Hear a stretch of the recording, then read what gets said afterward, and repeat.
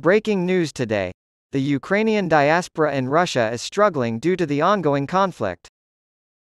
Moscow-born Ukrainian Marika Semenenko decided to leave her country last year when Russia began an all-out invasion of her home country of Ukraine. It was clear from the beginning that it would be impossible to speak out against the war, and staying silent wasn't an option for me, the businessman and activist who has since relocated to Armenia said in an interview with the Moscow Times. When I asked my mother what she thought would happen, she said, "First they will kill all Ukrainians there, and then they will come for the Ukrainians in Russia." There has been unprecedented pressure on Russia's large Ukrainian diaspora and has torn families apart as a result of Kremlin rhetoric delegitimizing Ukrainian statehood and linking Ukrainians with Nazis during the 15-month invasion. Tens of thousands of Ukrainian refugees have sought refuge in Russia, and ethnic Ukrainians who are opposed to the war must decide whether to leave, try to blend in, or risk arrest by speaking out against the conflict. Semenenko uprooted her life and moved to Yerevan, Armenia's capital city, but left her parents behind in Moscow. Her Ukrainian-born father, who was the leader of two Ukrainian groups in Russia until they were shut down in 2010, said the diaspora was facing unprecedented challenges. Valery Semenenko told the Moscow Times, "The social atmosphere in Russia doesn't even allow for the preservation of the existing diaspora, let alone its development. The current trend is toward total integration." As many as 2.9 million Russian citizens said they were Ukrainian in the 2002 census, making the Ukrainian diaspora in Russia one of the largest in the world. The number dropped to 1.9 million in 2010 and is projected to hit only 800,000 by 2020.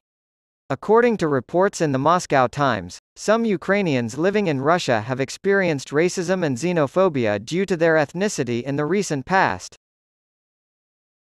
An unnamed Russian educator from the Northern Republic of Komi said he was pressured to resign because of his opposition to participating in pro-war activities. "After the full-scale invasion began, I started to subtly hint to the kids that the war isn't right," the Ukrainian man said. He claimed he was asked to resign after he refused to have students observe a moment of silence in honor of Russian servicemen who had died in combat. After he lost his job, he promptly fled Russia. As tensions between the two countries have increased, Ukrainians living in Russia have found it increasingly challenging, and even risky, to publicly express their heritage. Since the Russian government sent tanks across the border last year, however, the situation has worsened dramatically. Wartime censorship laws pose a threat to activists, but they also point to what they see as an increasing push to assimilate Ukrainians into Russian culture. According to the Moscow Times, a former volunteer at a Ukrainian cultural center in Russia said she quit after the conflict broke out. The woman, who wished to remain nameless, said, "A lot of my colleagues have changed their approach. As a result, instead of events dedicated to Ukrainian writers, they began to talk about Russian writers, and they call Russian their native language." Many people believe that the Orange Revolution in Ukraine in 2004 marked the beginning of the country's movement away from Moscow's orbit and toward that of the European Union. After Moscow annexed Crimea in 2014 and supported rebels in eastern Ukraine, pressure mounted on Ukrainian cultural institutions and diaspora activists in Russia. In addition to shutting down the two organizations led by Semenenko, Russian authorities closed Moscow's prominent State Library of Ukrainian Literature in 2015 and gave its director, Natalia Shurina, a 4-year suspended prison sentence.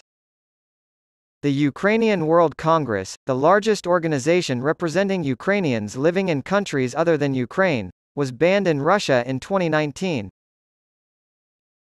Many Ukrainians living in Russia have felt pressure to assimilate for decades, and as a result, they have chosen to hide their heritage. Marika Semenenko, 36, explains, "My father's friends in the diaspora were always surprised that he raised my brother and me as Ukrainians. Negative views toward demonstrating Ukrainian identity led many children to reject the language. I, too, went through all of them, beginning with denial and culminating in a sense of pride. Ukrainians in Russia are more likely to have family members caught up in the fighting than people of other ethnicities in Russia, so they have been hit harder by the war. For instance, the Semenenkos have family all over Ukraine, including in Kherson, which was occupied by Russia for 8 months in 2013.